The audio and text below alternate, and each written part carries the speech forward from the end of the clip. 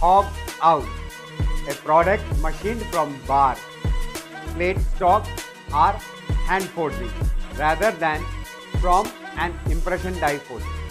The process is commonly known as hogging out material. Hollow forging. Processes for forging cube or ring forging is known as hollow forging. Additionally, cylindrical open die forging, for example, thick walled tubes or rings. This process is known as hollow forging.